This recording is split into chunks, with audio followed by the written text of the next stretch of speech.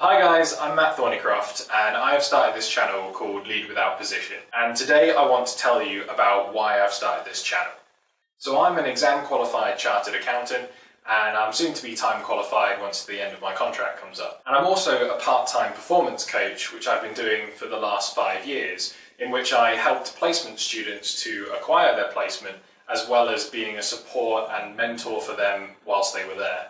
And during both my own work and my coaching experience, I've noticed that there is a particular issue that is a real problem for the first 5 years of your career. And that is what I want to talk about today.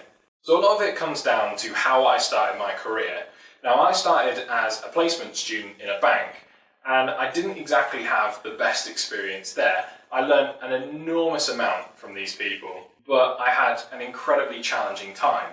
Throughout my time there was an odd dissonance between what they were saying was happening and what I felt was happening. For example, in my first 4 weeks, I was generally forgotten, and it seemed like I was being told off semi-regularly for not getting on with my work and being too distracting.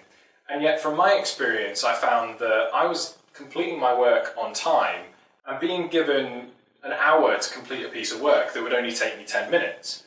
And what I found was that I was just trying to fill my time. With it being my first corporate job, I didn't really know how to handle boredom.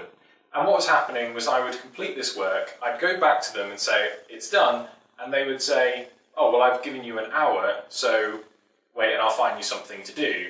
So for 45 minutes, I would need to preoccupy myself.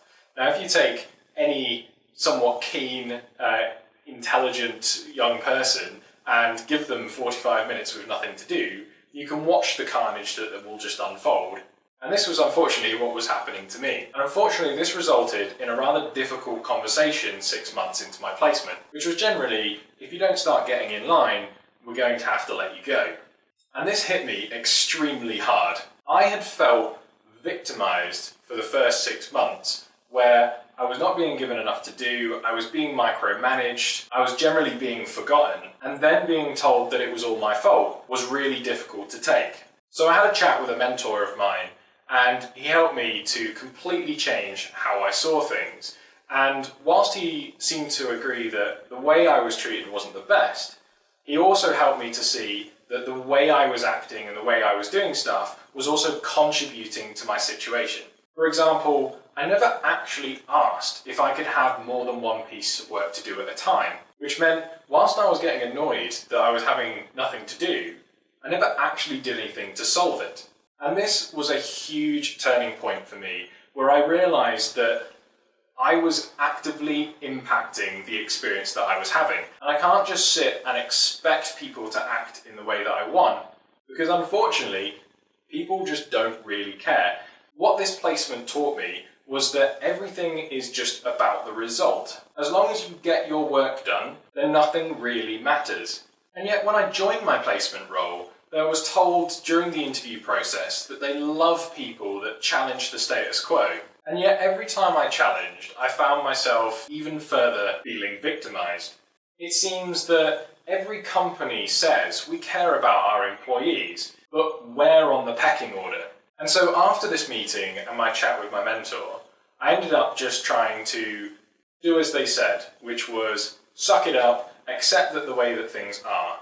And I can't count how many times I've been told that I can't change the world and I have to just accept things the way they are. And this unfortunately put me in a pretty dark position for when I went back to university and thought about returning to the world of work. But then I started my graduate scheme.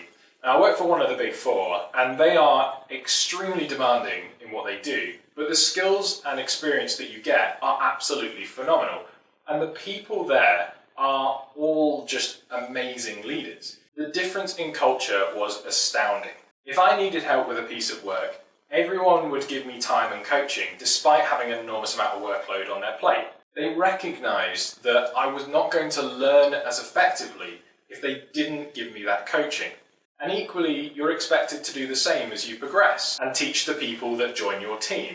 And yet, even with this culture, there is an increasing amount of depression, deferred exams, and sick leave every year. And during my graduate scheme, I've noticed a stark difference in the productivity and happiness of team members, and it all comes down to whether these people are being managers or leaders. Managing is the easier choice. It's also the easiest to learn. Management is simply getting results. If you need to practice project management, you can go on a project management course. If you need practice managing people, no problem. You just tell them what needs doing and check on them regularly. And if you pester your team enough to get things done, you will eventually get the results. But this doesn't give you a motivated workforce. You're actually more likely to contribute to the rising depression and decrease in job satisfaction that we're seeing in the workplace. And this has been seen during my coaching experience as well. I regularly have coaches asking me, how do I deal with micromanagers? Or how do I have a conversation with my manager because he just doesn't seem to care? And this is the critical factor that I have seen both in my career and in my coaching. Those who are great leaders get incredible results as well as a very happy team. I can see team members being so much more motivated to work for these leaders and to go above and beyond to get things done, compared to those managers who are just simply managing. And since introducing leadership practices with my coachees, there has been an incredible difference in the job satisfaction that they are feeling. And it just comes down to being a leader, not a manager.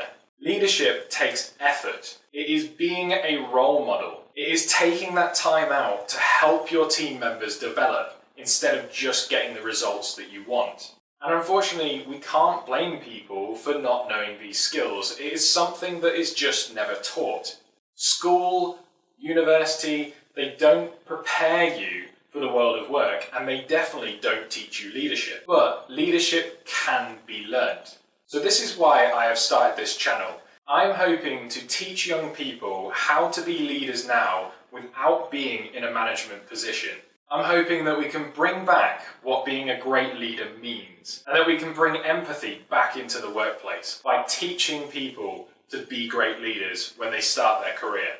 And also, it's never too late to learn leadership. So hopefully those who have been managers for a long time might also find this useful. So I hope that you can join me on this journey so that we can all become great leaders.